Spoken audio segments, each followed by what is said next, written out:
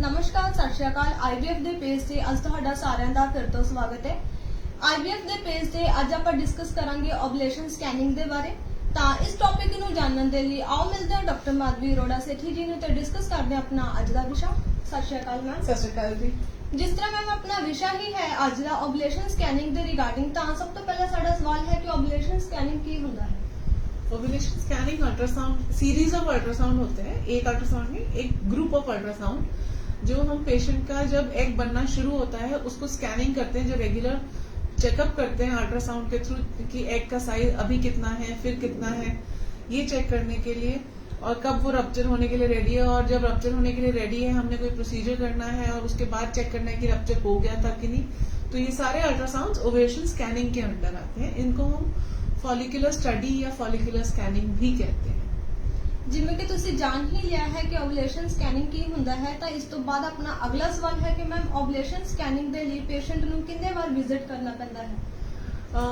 जो हमारा preferable time रहता है स्कैनिंग का वो एक बार सेकेंड डे ऑफ पीरियड्स पे रहता है कि हम चेक कर लें कि पिछले साइकिल का कोई अनरप्चर्ड फॉलिकल तो नहीं पड़ा, एंड फिर हम ट्रीटमेंट प्लान स्टार्ट करते हैं डे 2 से। उसके बाद डे 2 या डे 3 पे we can do the scan. Next scan around day 6 day 7 करके, एंड इफ अगर एंडोमेट्रियम और एग दोनों ही अच्छी स्पीड पे ग्रो कर रहे हैं so we can directly do day 10 day 11 scan. अगर लाइनिंग में कुछ इश्यू है, लाइनिंग पीछे चल रही है और एग जल्दी ग्रो कर रहा है या एग स्लो ग्रो कर रहा है, लाइनिंग जल्दी ग्रो कर रही है, इन दैट केस हम ट्रीटमेंट वाइज कुछ चेंजेस करते हैं।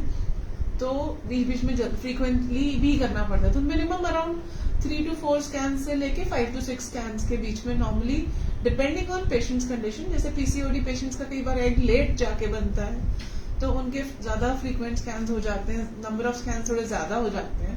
बट एक नॉर्मल में पेशेंट में around 3 to 4 scan are enough.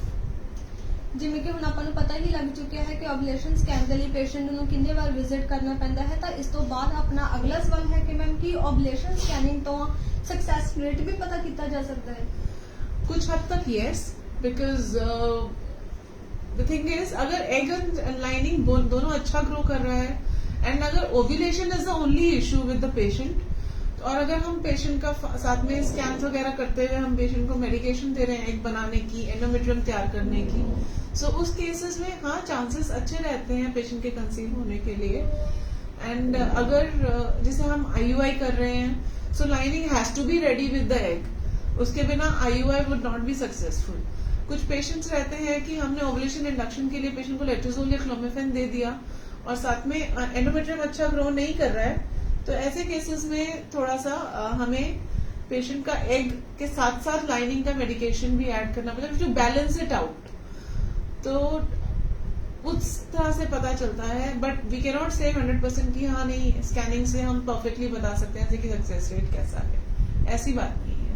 And IVF में भी ओवुलेशन स्कैनिंग की जाती है, बिकॉज डे 2 पे हम चेक करते हैं, एग बनाने के लिए इंजेक्शन लगते हैं, तो हम एग के साइज फॉलिकल के साइज के हिसाब से ओवम पिकअप प्लान करते हैं, and that's how we proceed further with rest of the treatment. अगर एम्ब्रियो ट्रांसफर फ्रोजन में जाना है तो एंडोमेट्रियल लाइनिंग भी हम स्कैनिंग में ही चेक करते हैं। That also comes under ovulation scan.